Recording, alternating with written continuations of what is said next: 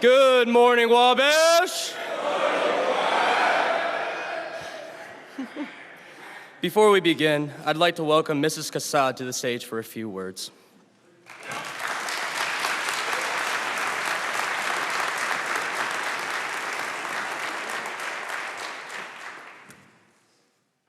Good morning. Bear with me. I'm going to try to get through this.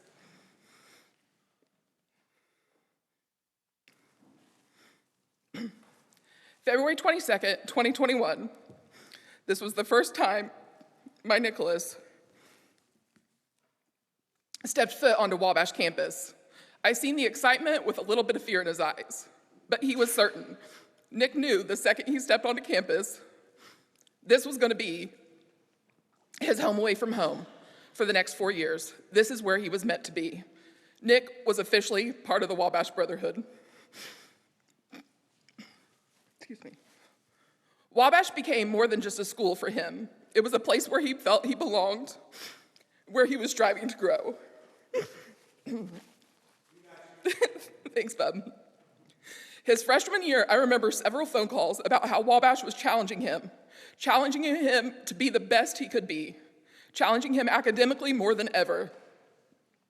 He was determined to earn a prestigious Wabash degree.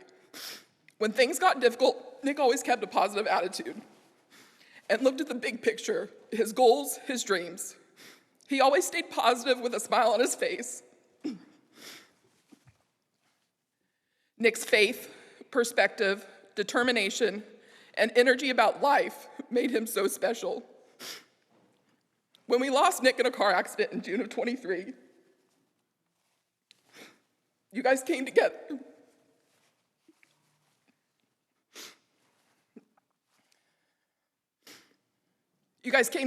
You showed your support to our family and each other. Nick didn't get those 4 special years in here at Wabash, but I would like to think Nick has left a little bit of his heart on this campus, in the wrestling room, the classrooms, and especially that weight room. Thank you to the class of 2025 and all of Nick's Wabash brothers. Thank you, Wabash staff and professors. You all have kept Nick close in your hearts. You have helped sprinkle his memory a little more on this campus.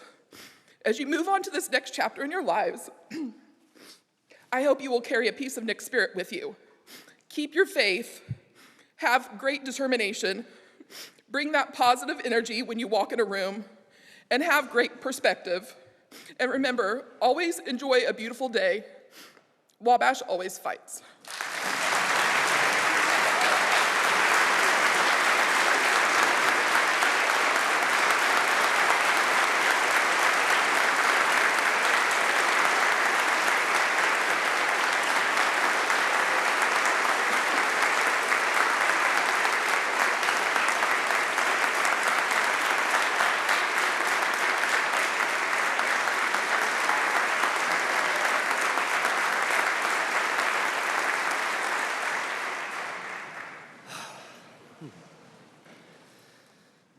Speaking today at Pioneer Chapel will be Jacob Weber with his talk titled Declaration of Independence. Noah McRoberts with his talk titled What's Your Wabash Story? Mawuli Nevis with his talk titled The Redemptive Spirit of Wabash. And William Beikes with his talk titled Trust the Process.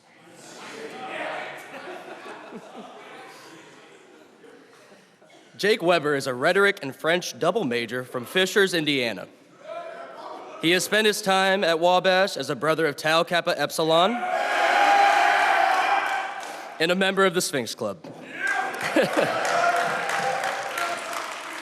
Throughout the past 4 years at Wabash, he has been involved on campus in the Wabash Democracy and Public Discourse, Glee Club, Student Senate, Writing Center, The Bachelor, and more. After graduating, he will join Kroger, Gardis, and Regos LLP in Indianapolis as an education law and policy analyst, starting to start law school in 2027. Noah McRoberts is a senior at Theta Delta Chi. Graduating summa cum laude in religion and classics. He became the voice of Wabash with Wabash Athletics, a cabinet member, in Wabash Christian Men and Ultimate Frisbee Club, and a member of Wabash's Rocket League team. As a corresponding secretary of Theta Delta, he started Keeping Up with the Theta Delta podcast, which has over 30 interviews featuring brothers and alumni. Nowadays, you can find him yapping at the Lilly Library front desk, listening to podcasts in the gym, or telling usually unfunny I hardly know her jokes at inappropriate times. After Wabash, he hopes to attend Ralston College in Savannah, Georgia, to earn his MA in Humanities or work in communications or media in the Nashville, Tennessee area. Mawuli Nevis is a senior biology major with minors in chemistry and Spanish, originally from Cincinnati, Ohio. Although born in the US, Mawuli spent much of his childhood in Ghana with his family before returning to Cincinnati in the second grade. On campus, he is a member of Kappa Sigma fraternity,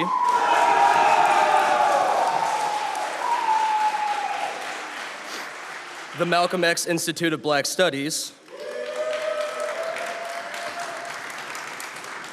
and the wrestling team, where he was a national qualifier.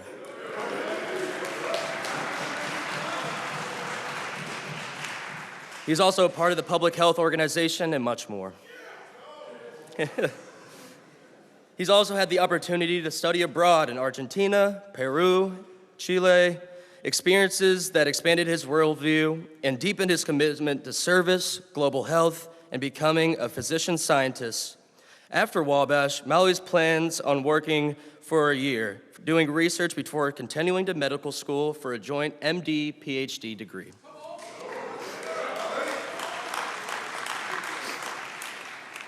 And last but not least, William Beikes is a senior from Indianapolis, Indiana, majoring in German and minoring in political science and classics. He is a brother of Delta Tau Delta, where he has previously served as president. Will has been active in clubs and organizations such as the German Club and the Audit and Finance Committee. He has served as the captain of the volleyball team this past season, and currently works as an enrollment ambassador for the college. After graduating from Wabash, William will pursue a master's in business administration at the University of Indianapolis. Let's give a warm welcome to these little giants.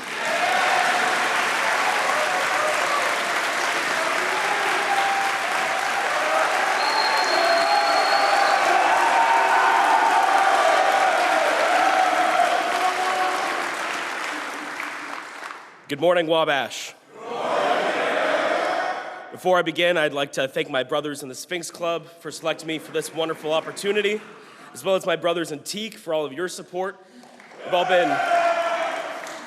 all been great friends, classmates, and brothers, and I wouldn't have had the same experience at Wabash without all of you alongside me. I'd also like to take this opportunity to wish my mom a happy birthday. And thank my many friends and family members who couldn't be here today for all of your support. It truly cannot be understated the impact that you've all had on me. With this being my final chapel talk as a student at Wabash and all of our seniors' final chapel talks, I want to share with you a message that I think applies to all of us here today. Whether you're a freshman ending your first year, a senior who's definitely not counting down the 23 days until we graduate, or a faculty or staff member that works hard to make Wabash the great college it is, I hope that everyone who's here today will be able to take something away from this talk for the rest of their life. My portion of today's chapel talk is titled Declaration of Independence. Sorry about the spelling error when I sent it to Chris Cantu. Which is, of course, a play off of our nation's Declaration of Independence, which was signed in 1776. Written primarily by Thomas Jefferson and signed by 55 of the other most influential members of our American history, the Declaration officially began the end of British rule over the 13 colonies that would later become the United States we know and love today. Chances are you've heard or read parts of it before, or at least I hope. So I'll only repeat for you the parts that inspired the thoughts that I have behind this talk, which is the first line of the Declaration of Natural Rights, and this should be familiar. We hold these truths to be self-evident, that all men are created equal, that they are endowed by their Creator with certain unalienable rights, that among those are life, liberty, and the pursuit of happiness. It goes on to list 28 different reasons why the colonies wanted to break away from the English crown. Described by some as the colonial breakup letter, the Declaration of Independence set our country on a path towards the modern era and would help inspire other revolutions across the globe. Because of its impact on the world, it's quite easy to say that it is probably one of, if not the most famous declarations of independence the world has seen. It is the unalienable rights of life, liberty, and the pursuit of happiness that I think matter most to the Declaration and its ideals. But while it is the most famous, I'd hardly say it's the most impactful on our daily lives. The Declaration of Independence isn't legally binding on our government, and it serves simply as an old piece of parchment written by people long gone. But at its core, the Declaration of Independence has one simple message. We choose to be different, to be something new, and to be something better than the rest. Every day we live our lives, we experience our liberties, or we pursue our happiness, sometimes a little too much. We have the ability to declare our own independence, to make that same choice to be different from those around us, different from those who seek to maintain the status quo, different from those who want to take the easy way out, and most importantly, different than those Danny's 29 miles down south.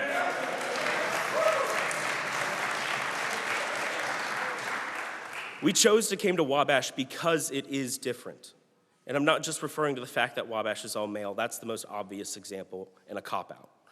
The ups and downs that make this college a challenge are what make it different. And being here is what makes us different. You've all seen the t-shirts that say Wabash is not easy. You've experienced our traditions like chapel sing and the Monon Bell game. You've had to work harder in classes here than our peers at other institutions. And all these things amount to one journey, one in which you have the opportunity to be a better man than the one that was rung in by Caleb Mills's bell when it rings you out at commencement. What makes Wabash different is not something that any other small, private, liberal arts college is missing. Anyone in any college has the potential to be just like we are, and yet they aren't. I think what makes us different is what we add to our own community. We take the steps to make ourselves different, even when it isn't easy, especially when it isn't easy. We abide by the gentleman's rule instead of a lengthy code of conduct. We choose to uphold traditions because it means something to us. And we promulgate a true brotherhood instead of an environment based on superficial relationships. Wabash always fights, and that is more than a slogan plastered all around us. And believe me, it's all around us. Wabash always fights because we choose to be different, and that means we have to fight when others can simply relax. I'm sure we all know someone right now at IU who's been enjoying the Little Five festivities, getting ready for this weekend, or someone at Purdue who's doing the same, getting ready for the Grand Prix. But here, our business carries on as usual while we get prepared for final exams and the end of the semester. Now, I'd like to share why I think Wabash Always Fights is important. Being different can distinguish us from those who choose to let life pass them by. But being different also carries with it many risks. Being different means we are called to be the vanguard that upholds our identities, and this means that we have to cut our own path through the forest around us. We have no safety net of tried and true tactics that we can copy from others because we are the people that they are copying. But when we cut through the forest, sometimes we miss the forest for the trees. It can cause us to focus too much on one specific difference, and as a result, we lose focus of the bigger picture. At a WDPD event I attended recently, Dr. Dalakai Livingston, a professor of communication at the University of Utah, said something I've been thinking quite a lot about lately. Quote, "Tradition is just peer pressure from dead people," end quote.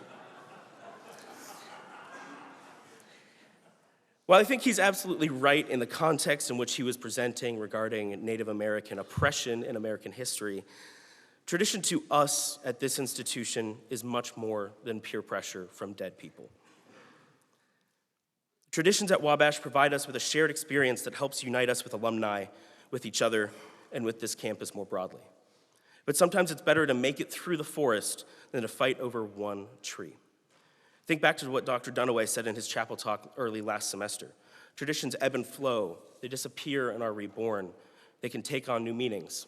sometimes for better, sometimes for worse. But what matters isn't the specific details of the tradition, but rather its core message. Declaring our independence from others is not an excuse to forego critical thinking and reevaluation of what makes us special. It is an invitation to ensure that we are not just different because of our traditions, but we are better than others because of them. But sometimes difference hits a lot closer to home. Fighting against each other whenever we are different than each other is the single most unproductive thing that we can do as a campus and as a student body. Together, we need to hold firm on the declaration that we are not like other schools. We need to maintain that independence, that our brotherhood is stronger and more real than others. If we are truly different, then we need to affirm that by engaging in productive dialogue to be better than those who seek to divide us. If we are truly different, then we must make an active commitment supporting each other and this campus, regardless of what identity someone brings to the table. Be there for your brothers at Wabash and those around you after. Be there at their highs and lows, and they will do the same. Whatever your Declaration of Independence looks like, I have one thing to ask of you about it. Don't let it fade once you graduate and leave. It's easy to be different from everyone else when you are surrounded by a community of people who have also made the choice to be different from everyone else. If you haven't realized it yet, Wabash is very different from the real world. Surprise. The Wabash bubble is part of what makes our community so strong, but it's also far from an accurate representation of life after graduating. But just because the world around you wants to maintain the status quo doesn't mean that you have to. Declare your own independence throughout your lives, not just while you're here on campus. Don't fall into patterns of behavior out of comfort. Hold on to the wheel and drive yourself through life instead of letting go and letting life pass you by. And while you're steering in the right direction, take other people with you and build your own bubble. Independence does not mean you need to do it alone. It means you need to do it better. I'm not saying that maintaining your independence is easy, but what I am asking of you is to make a commitment to try. I'll be the first to admit that I've definitely fallen into some patterns of behavior that fall short of even my own ideals. Anyone who knows me well knows I've made it a habit of doing things at quite possibly the very last minute. And since I was putting the final touches on this chapel talk about 6 hours ago this morning, I can definitely say I'm still working on that procrastination. Wabash Always Fights does not mean the fight is fast and easy, but it means we keep going and that we never stop trying. So I'll continue trying to stop procrastinating, but I'll get to that later. Now, as I finish my remarks today, I want to leave you with one clear message. Build a legacy of independence and fight to keep it moving forward, both on campus and in your lives. When our founders signed the Declaration of Independence, they knew that it would not be an easy road ahead, but they had laid the cornerstone of their legacy, and they fought hard to keep it moving forward. I bet none of them could have fathomed the world that they would leave behind, but they had a vision of what could be. That the American experiment could get started, that the status quo was no longer good enough, that this nation needed to be different. When you declare your independence as a person, or we as a college do so, we have to fight to maintain it. Just because we declare our independence and choose to be different does not mean it will permanently be different. It takes active effort from each and every one of us to make sure that we use our time at Wabash to make this place better for future generations. And it takes even more active effort to ensure that we hold true to our promises to ourselves. But it all starts with one thing: a desire to be different, a desire to be better than the rest, a declaration of independence. Thank you.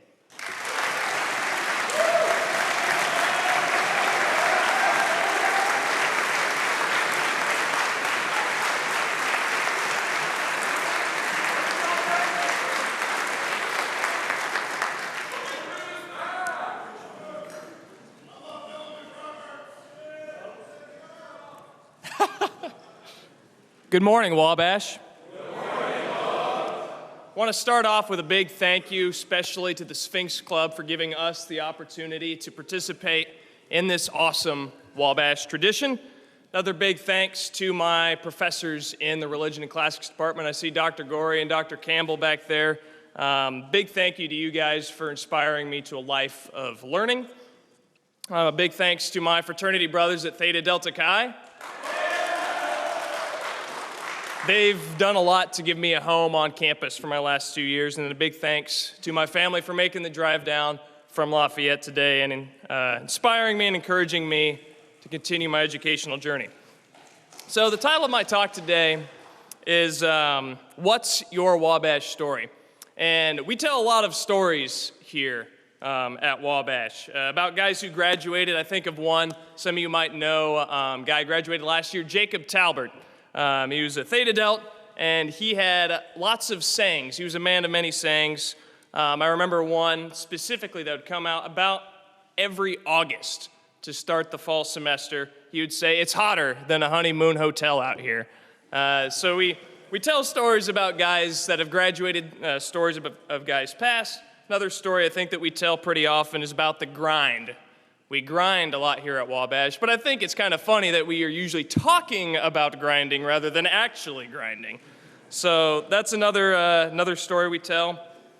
Tell stories about the bell game, about different sporting events, chapel sing, and everything like that. And we tell sometimes funny jokes about DePaul, but we laugh at all the jokes and stories anyway.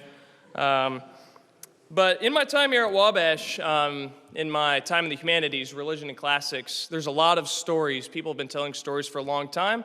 And then I've gotten the opportunity to talk about and share stories here at Wabash, whether courtside in Chadwick or as a part of The Bachelor. And it makes me think back to when I was about 10 to 12 years old. That was a time in my life I was just tearing through books. I remember the first one that I got a hold of was the Percy Jackson series. Any of you out there read those as well? Yeah, those were, I toured through those. There's another one, Artemis Fowl, Harry Potter. Yep. And 7th grade, I was so engrossed in Harry Potter that I dressed up as Harry Potter for Halloween. So it's an example of how stories engross us. They capture us. We love stories. We love telling stories. And I think it's because the characters and the stories that we love, they're always making decisions. And those decisions are based on priorities that lead to consequences later on down the line. That we love stories that the big decision is made and it leads to a victory. And I think we love stories because that's what we're doing every day, is we're making choices. We have priorities that lead to consequences later on down the line in our own stories. But I don't know that we often sit down and spend time to think, like, why am I really doing what I'm doing? We don't spend a whole lot of time thinking about what our priorities are that will lead to those choices, that will lead to those consequences on down the line. And in those stories that we love, there's usually a big conflict or something that forces the character to think about, what am I going to do? And it brings those priorities to the surface. And the stories that we love most, where there's a victory, it's usually because that character has been spending time preparing. He's had his priorities. He's been getting ready. He's been making the choices that have prepared him. But oftentimes, the tragedies come from a lack of priorities, a lack of preparation, and they don't make the right decision in the end. And so there was a little bit of a turning point in my time here at Wabash coming into my junior year. I was like, okay, I've sped through, these first 2 years flew by. And I was coming to the point of asking the question, what do I want for my last 2 years here at Wabash? What did I want to prioritize? Because I didn't want to get to this time, second semester senior year, with a week and a half left of classes, coming to the point with, what did I just spend all my time doing? Did I waste my time here at Wabash? So I had to ask those questions. What did I want for my last 2 years? What did I want to prioritize? And what did I want my Wabash story to be?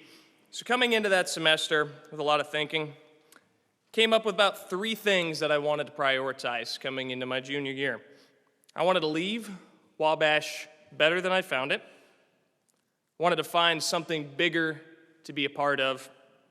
Then I wanted to try new things and have new experiences, to build memories that would last, that I would be able to tell to my kids, grandkids, maybe future Wabash guys down the line, because those are the things that last.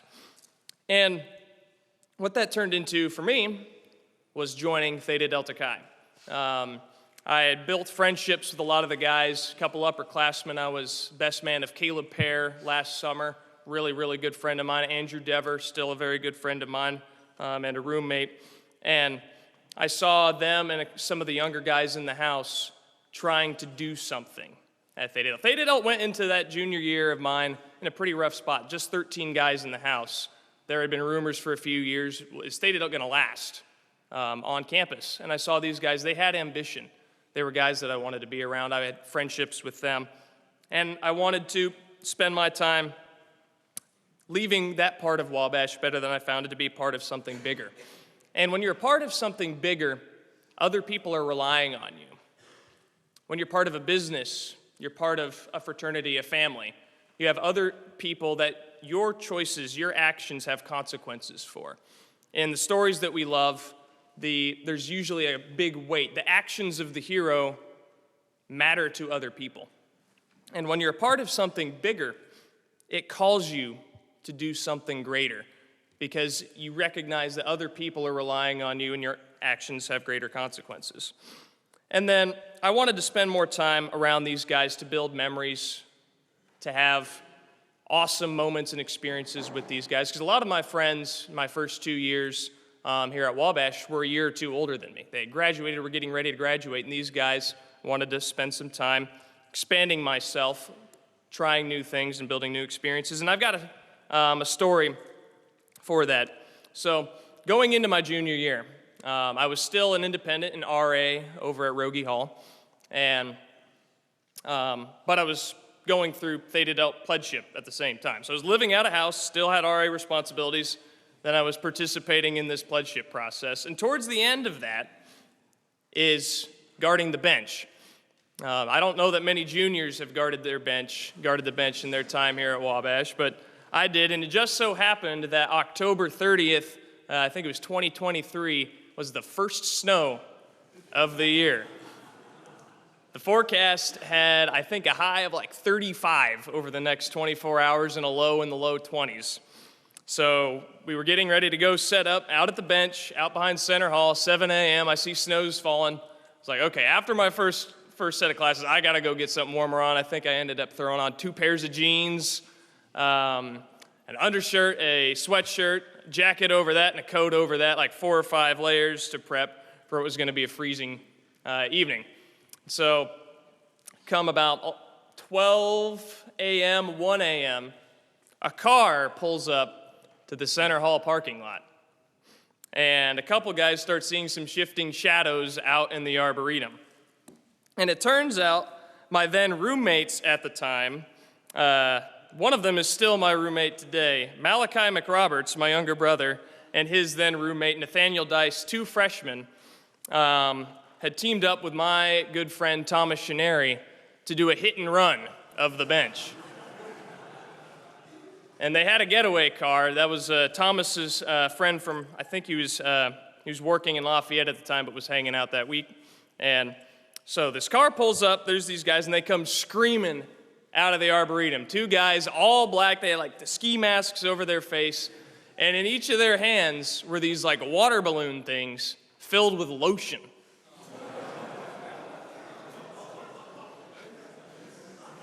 So they come tearing out of the Arboretum, just like flailing and throwing these water balloons full of lotion, and they lotion bomb the bench. And the paint was already having a hard time drying because it was like 23 degrees out at 1 a.m. on October 31st. So some of our freshmen, they go chase them into the woods. They jump in the car and they speed off. So they successfully accomplished their hit and run. But my buddy Thomas ended up coming back later. I had smoked my first cigar that night, hanging out around 3 a.m. around the campfire and just sharing stories about the semester. And we had just made a new story, a new memory there. And that's something that I'm going to remember and be telling people the rest of my life, my kids, other Theta Delts on down the line. And that's what I want to leave you with today, is to think about what are those things that you will tell people on down the line. What are you going to prioritize now to make the choices to lead to those consequences, to build memories and experiences that will last the rest of your life? So that's what I want to leave you with today. That question of what's your Wabash story? What do you want your Wabash story to be? But ultimately, what do you want your life story to be? Thank you.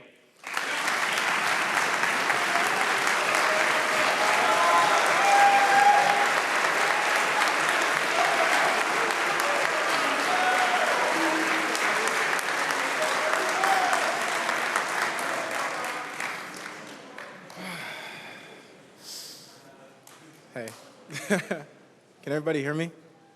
Okay, it's my first talk, so give me some grace. I wanted to first start by thanking you, Mrs. Kassad, for coming and speaking again. I was never super close with Nick, but I hope that I can at least be as kind and just always happy and cheery as he was. So thank you for coming again.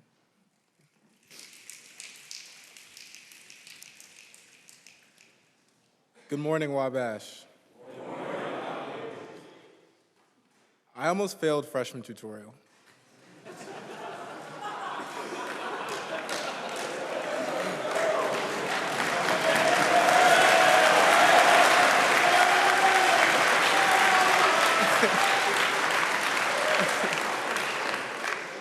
Thank you. My first semester at Wabash was tough. I truly believe that if I was at any other college, I would have dropped out and wouldn't be here today. In second grade, at the start of my education in the U.S., I felt like an outsider. I was in ESL classes, I spoke differently, I learned differently, and I acted differently than my peers. I had some successes in high school, but they were mostly at the expense of my morals, and it's safe to say that coming out of high school, I wasn't on the path that I wanted to be. Coming to Wabash was never really about athletics, academics, or the degree for me. It was about rewriting that story. That story that says where you start doesn't determine where you end up. This is what I call the redemptive spirit of Wabash, the power of transformation, of grit, and of grace. To me, redemption isn't about perfection. I still make plenty of mistakes to this day. It's about grace. It's about the space to struggle without shame and the courage to keep building, piece by piece, the person you want to become. Each activity I have done at Wabash has been part of my greater goal of becoming a man that I can be proud of and that can make a change in the world.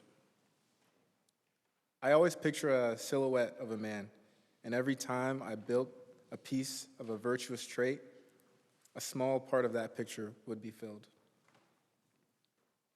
But that whole picture can never be complete. This metaphor is what guides my actions, each as a small part of the larger whole. Retrospectively, it'd be easy for me to act as if I had perfectly calculated all my actions leading up to this point. But most people would be pretty skeptical. That's because my journey here in front of you today is because of God and those who have helped me along the way.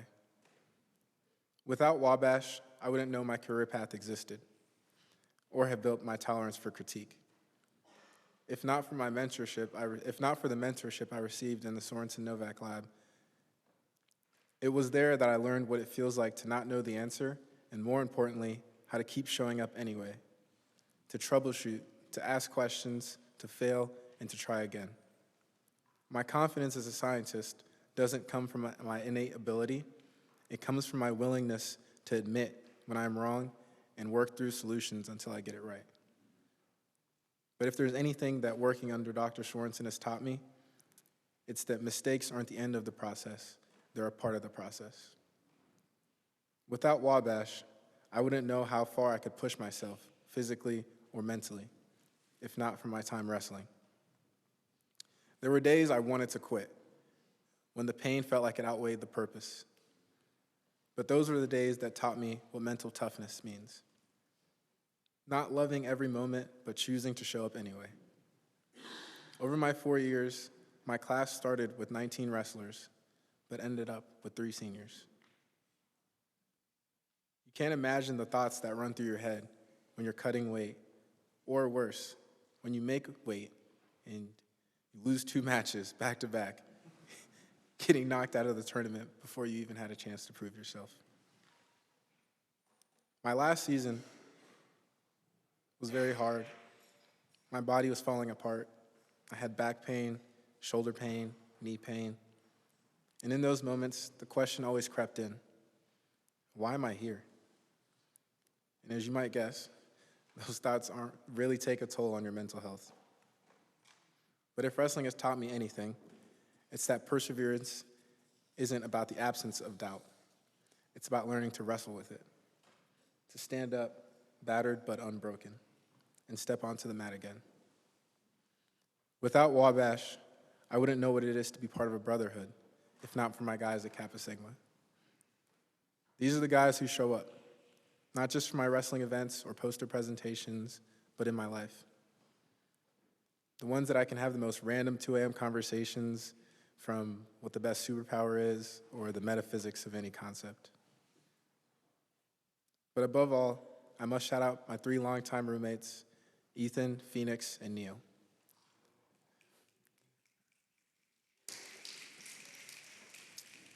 From the beginning, during move-in day, I could never have predicted that these 3 would mean so much to me. It took some time adjusting to the chaos of fraternity life, but they've become my steady constants. Their families have taken me in, giving me a place to stay when I couldn't make it home or when I would just visit them, something that speaks volumes to the kind of men they are. The doors in our rooms are always open. I've come to realize that this is not as common as I thought. But also, little moments like messing with Phoenix by leaving the light switch in the middle so he couldn't turn on his lights, or slowly trying to drive him insane with psychological experiments. But behind all the jokes and pranks is a real sense of care and respect that runs deep. What stands out most is that despite coming from different backgrounds, these are the people I feel closest with. Brotherhood isn't about where you're from or what you look like. It's about showing up for each other, about mutual respect, about choosing to share life together. If more people understood that, I think everyone's friend group would look a little more diverse. Because of these friendships, I know that no matter where life takes me after Wabash, I'll be able to find connections, build community, and feel at home. Without Wabash, I wouldn't know how to advocate for myself. If not for the experiences I gained through the Malcolm X Institute of Black Studies and through applying for fellowships. During my sophomore year, the MXI was at a crossroads. There were long, heated discussions about the true role of the MXI on campus. One of my biggest regrets is that I stayed silent during those hours of debate. I knew I objected to the idea of closing the door on potential allies, on people who genuinely wanted to learn about the Black and African experience. But I didn't trust my voice enough to speak up. And so, like I had done many times before, I chose silence as a way to avoid the sting of rejection. Lucky for me, the MXI has become an organization that I can say I'm a proud member of to this day. My redemption at Wabash came unexpectedly during my study abroad semester, when I made a spontaneous decision to apply for the Truman Scholarship. I didn't win, if you couldn't tell. Didn't even get close. Humbling. And at first, it felt like this confirmed my fears about putting myself out there. But this time, I made a different choice. I decided I wasn't going to let the defeat linger. Instead, I kept building my story, I kept writing, and I kept asking for help. When the time came to apply for the Fulbright Research Fellowship, it felt like the biggest, scariest application, and somehow I did it. Well, not somehow. My gratitude goes out to Susan Albrecht for not giving up on me.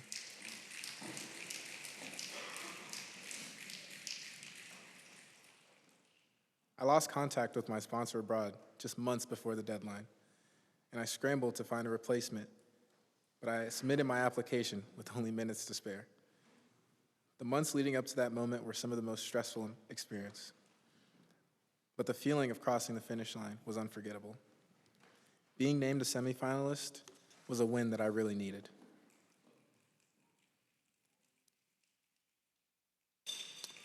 More than anything, that process taught me to advocate for myself, even when the odds or outcome are uncertain. Since then, I've become a serial applier, always looking for the next application. In each of them, I feel like I learned a little bit more about myself. Working with Susan improved my writing exponentially, but more importantly, it helped me find my voice. That's a skill I will carry with me into every fellowship application, every research grant, and every personal statement I write on my path towards medicine.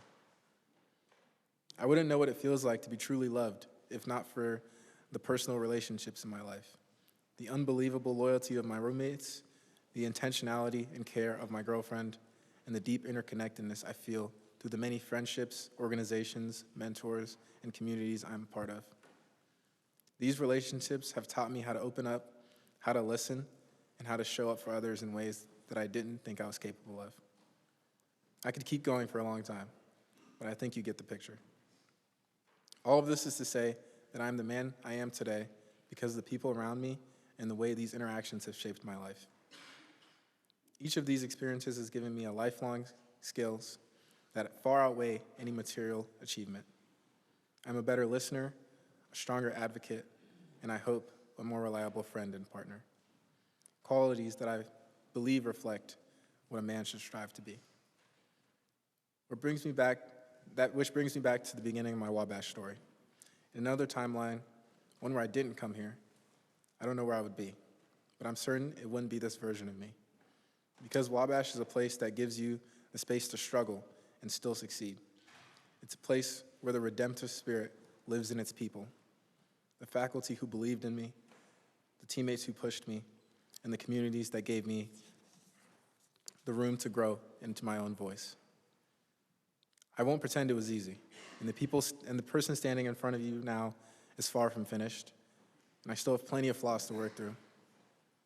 What I've learned here, though, is that with hard work and persistence, you can accomplish just about anything. It doesn't matter what's in front of you or how far behind you feel. My generation likes to say, lock in. More as a joke, but there's wisdom in that. Lock into your purpose, lock into your growth, and lock into the belief that you're capable, even when it feels like you're not. Back in Ghana, there's a saying, Menye wuntumi enye insu kwan wonye ubetimi aye, which roughly translates to, let not what you cannot do deter you from what you can do. For me, that has meant getting back up when I've fallen. It has meant choosing to belong even in the face of imposter syndrome. It has meant having the courage to step into spaces where I didn't always feel like I belonged, and trusting that my hard work would carry me where my confidence could not. I'm never the most talented in the room. I'm not always the most confident. But if there's one thing I'm certain about, it's my work ethic. That's something my upbringing gave me. But here at Wabash, I learned how to shape that raw drive into something meaningful. And that brings me back to the beginning of my talk. I almost failed freshman tutorial. Damn.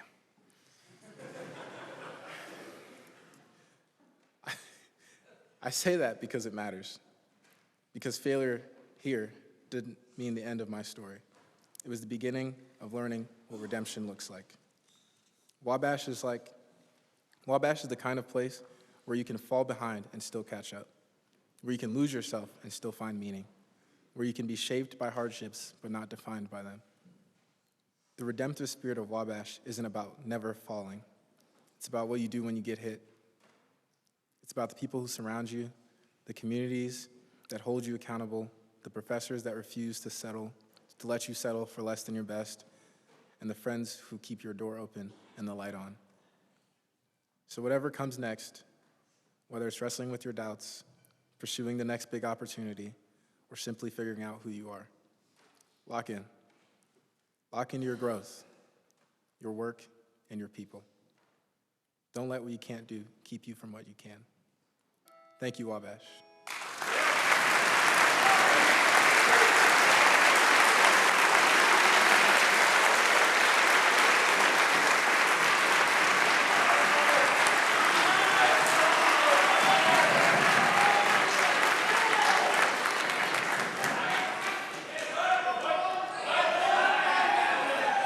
Whoa, where are you guys going? Where's everyone? I'm just kidding. Good morning, Wabash. Firstly, I'd like to thank my brothers in the Sphinx Club, specifically Phoenix Carney, for nominating me and having faith that I will hopefully deliver you guys a memorable talk. Secondly, I'd like to thank my parents for being here. I truly would not be the man I am today without your support and guidance.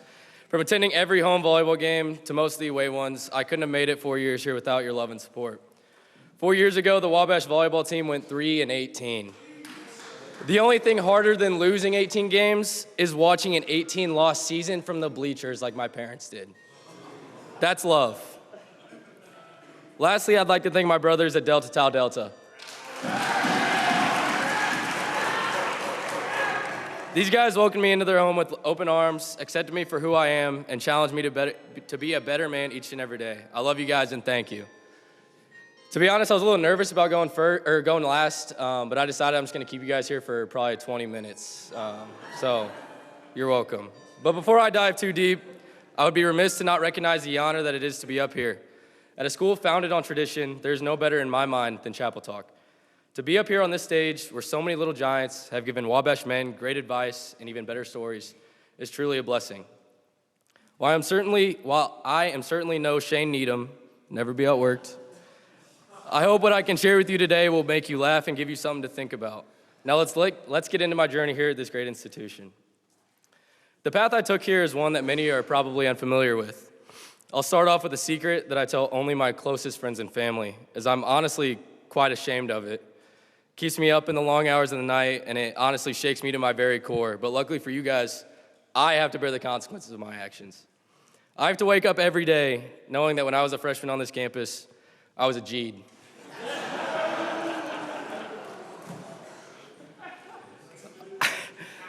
Obviously, I don't let the fact that I was a G'd once keep me down in my day-to-day life. And G'd life is honestly great for maybe like a year. I have so many G'd friends who are all great guys, so I'll give them some praise, because they honestly have it pretty good over in G'd land. They also gave me my favorite yik yak of all time. It said, and I quote, "Who dat fat GDI rind with no pot?"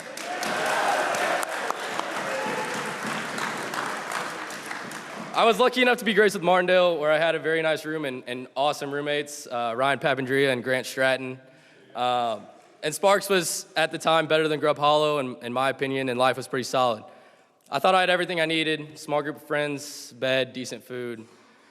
Doesn't sound too bad. But I felt like I was missing out on more of what Wabash has to offer. When rooming rolled around, I found myself unsure of who I'd be living with, what friends I would have next year, and whether I would get stuck in Morris or Walcott. If you live there, more power to you, but it's not for me. Luckily, I had some pretty good friends. I made pretty good friends with some guys at the Delt House, and I was lucky to be invited to have lunch at the house a few times. Thank you to my good friend Owen Volk and my tutorial brother Jack Pendleton for those invitations, because when I walked into that house for the first time at lunch, I had my mind made up. I received a bid and accepted it to join in the fall class of 2022. Little did I know that this decision would be the best I made in my time here. My pledge class consisted of 22 other guys, all freshmen. And there was I, the only sophomore. A little bit of a weird place to be, but I accepted it, and those 22 guys became some of my best friends, and I was able to forge lifelong friendships with them. When I think about those guys in my class, I think of us painting the bench, I think of the dumb arguments we have. I think of that one time I needed a napkin, and my good friend Drew Barsich ripped Will Boaz's shirt off and gave it to me to clean my hands with. I think of the legendary alley-oop I threw to my brother and roommate, Hayden Roach, who posterized Noah Pendleton so hard that I was concerned for his well-being. But most of all, I think of the love and trust that these guys and I have established. The love and trust I found in this group of men gave me the passion and drive to make things better than how I saw them. It encouraged me to get out of my shell more and find this love and trust in other groups across campus. It pushed me to be more like the leaders I saw on campus, like Adam Ukulele, Jack Helt, Mason Allen, Michael Rojas, and Peter Lighthouser. These figures drove me to make the campus better and ultimately make the decision to branch out further, so I applied for Rhineship. In my opinion, there's no better club on campus than the Sphinx Club. A little controversial, but I'm gonna say it. The Sphinx Club are the keepers of campus tradition and the upholders of campus unity. What better way to actively give back to this great institution than in these two ways? After I was denied my first application, it gave me this wisdom. Wabash is about a process of learning and failure. While I failed in my first attempt, I credit my love for this place for giving me one of the best Wabash experiences, fall Rhineship. I seriously cannot speak any higher of this experience, and being able to meet 11 new brothers and grow as a strong group of men was an invaluable experience. And this gave me one of my best friends, Riley Granger. About the same time as I was emerging green with two very brightly colored green legs, I was elected the president of Delt. I left my green thigh stay marked on that chair, you might say. But all jokes aside, this experience is something that freshman Will would not have expected, and now I'm lucky enough to have done it. Serving as president and being able to give back to this place that was my first home at this college was a fortunate experience I was able to have. From meals to chapters to brotherhood events to the dumb arguments, there's nothing I would change about my experience as brother and president of the Delt House. So what's my point? I don't want to try and impart some philosophical wisdom onto you fine gentlemen in this chapel because, as many of you know, that's just not who I am at all. But in trying to not be philosophical, I'll provide you with a great quote from a philosopher that I've been thinking about as I've reflected on my time here. Heraclitus says that no man ever steps in the same river twice, for it is not the same river and he is not the same man. Wabash is that river, and you are all that man. This Wabash River is both long and rapid, calm and rough. You can find so much joy in this place, but at the same time, there will be days that simply just kick your ass. Wabash, similar to life, is a process. I thought that coming in as a freshman, I thought I had it all figured out. I thought I was gonna come in and be a perfect student, perfect athlete, perfect friend, perfect brother. I was wrong. As a freshman G, there were genuinely times where I'd never felt so alone. So I took a risk and I reached out. I embraced Wabash and what it has to offer. I took a leap of faith in so many aspects of my Wabash career, and those leaps paid off tenfold. I now call you all to do the same. If I were to leave you upstanding men with one thing, it would be say yes more. Freshman Independence, I know you aren't here because I never was. But go to Chapel Talks and join that fraternity. Take a hard class, learn something new, join a club, take a German class. There you go, Dr. Tucker. Go to that lunch talk, apply for Rhineship, watch a sports team you've never seen before. You seriously never know the outcomes of these yeses until you say yes. I guarantee that at the bare minimum, you'll make a new friend. This place will give you so much back, but you have to put in the work first. I'm very thankful for each and every one of you who have impacted my life at Wabash. For better or for worse, you made me who I am today. This place is special, and now me and my senior class leave the rest of you guys to keep it that way. Thank you, and Wabash always fights.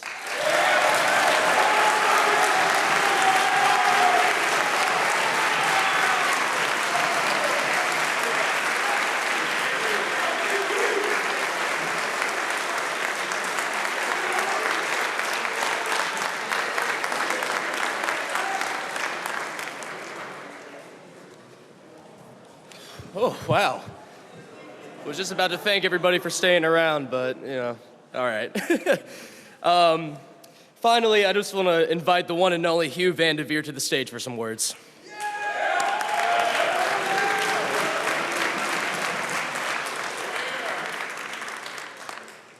All right. This could have been an email, but I'm going to give you the TLDR, okay? 3 things. 1, we got a big day next week, next Wednesday, April 30th. If you want to find one of the 10 squirrels that will be hidden on campus, follow National Association of Wabash Men on Instagram. That's where you'll see clues. You will also see a little bit of the locations, early hint. The locations are places on campus that are philanthropically significant to the campus. Number 2, take a flyer. We've got flyers out back that detail all of the activities that will take place on starting Tuesday night through Wednesday. 3, Day of Giving is a day when we all give. So make a gift and encourage your friends and family to give. On 4/30, when our voices, hearts, and gifts combine, the college we love so well will stand unequaled. That's all. Thanks.